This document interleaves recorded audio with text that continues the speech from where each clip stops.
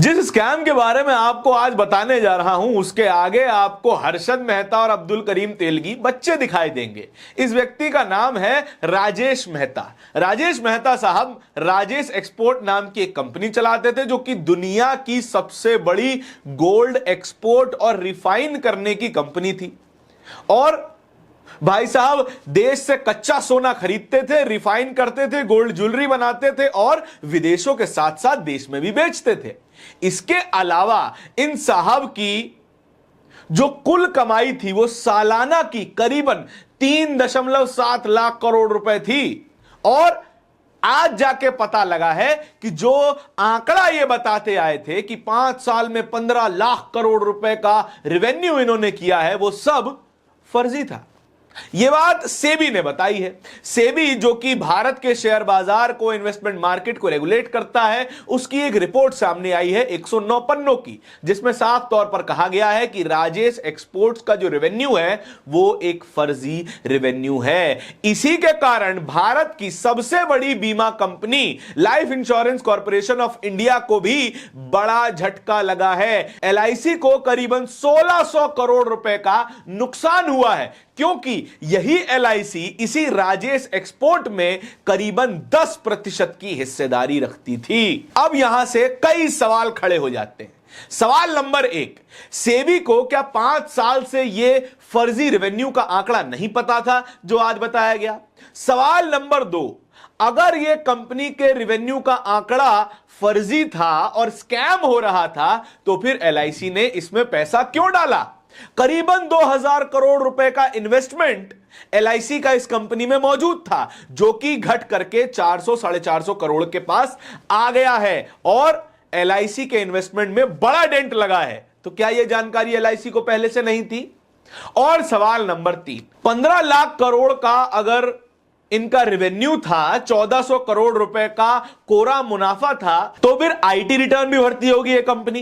क्या उस IT return के जरिए इनके फर्जी रेवेन्यू का पता नहीं लगाया जा सकता था? और तो और जितने भी टैक्स डिपार्टमेंट हैं, क्या उन्हें भी नहीं पता चला कि इनका रेवेन्यू फर्जी है और जो टैक्सेशन या रिटर्न फाइल कर रहे हैं वो भी फर्जी माना जा सकता है?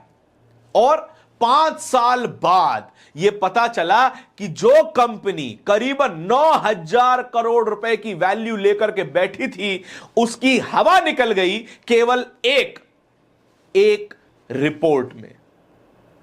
यह स्क्रीनशॉट देखिए। अपने पीक पर राजेश एक्सपोर्ट्स का जो शेयर वैल्यू थी, एक शेयर की कीमत थी वो करीबन 800 रुपए से ज्यादा थी और आज एक रिपोर्ट आ जाने के बाद 103 रुपए रह गई है। तो सोचिए जिन लोगों ने महंगे दरों पर यह शेयर खरीदा होगा उनके इन्वेस्टमेंट का क्या होगा? जिन लोगों ने, जो कि डोमेस्टिक इन्वेस्टर है, रिटेल इन्वेस्टर है, 1 शेयर, 5 शेयर, 20 शेयर खरीदता है, उसका क्या हाल होगा? उसको कितना बड़ा नुकसान हुआ होगा? सेबी ने तो रिपोर्ट लाई और कह दिया कि भैया सारे निवेशक इस शेयर से दूर रहें, कोई खरीद फरोख्त ना करें। लेकिन सवाल यहीं पर सारा खड़ा हो जाता है। राजेश मेहता साहब ने यह कंपनी 1989 में बेंगलुरु में शुरू की थी और धीरे धीरे करके प्रीशियस मेटल्स में, चांदी में और सोने में लीडिंग कंपनी बन गई और आज तक कोई जांच नहीं हुई। क्या यह कहीं से भी संभव नजर आता है? क्या इस स्कैम को होने दिया गया या फिर यह स्कैम रातों रात खड़ा हो गया? क्या कल शाम को ही सेबी को पता चला कि यह जो पूरा कंपनी का रेवेन्यू है वो फर्जी है?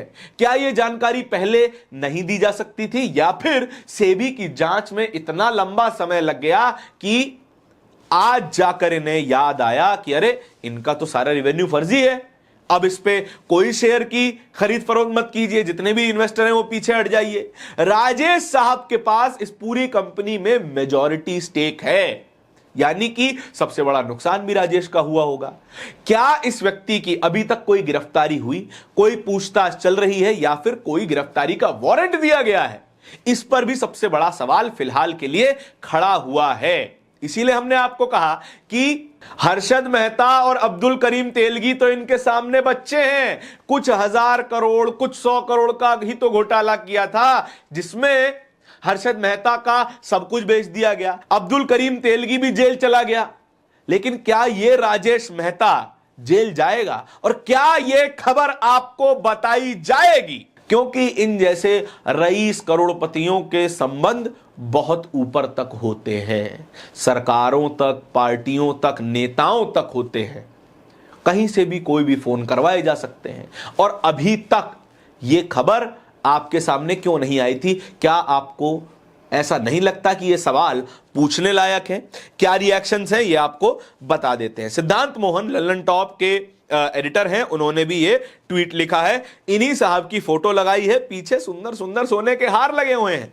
क्या लिखा है? राजेश एक्सपोर्ट्स के मालिक राजेश मेहता पर 15 लाख करोड़ रुपए के घोटाले का आरोप। पता है राजेश कहां के रहने वाले हैं? Most of you will get it wrong. Advocate Sanjay लिख रहे हैं, गुजरात मॉडल ऑफ डेवलपमेंट, इसी खबर को शेयर करते हुए।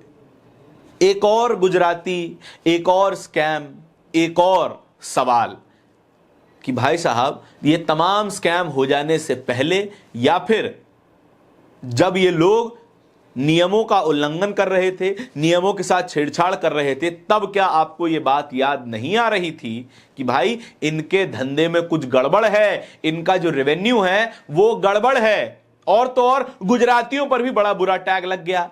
ये इकलौते गुजराती नहीं है जिनके ऊपर ये इल्जाम लग रहा है।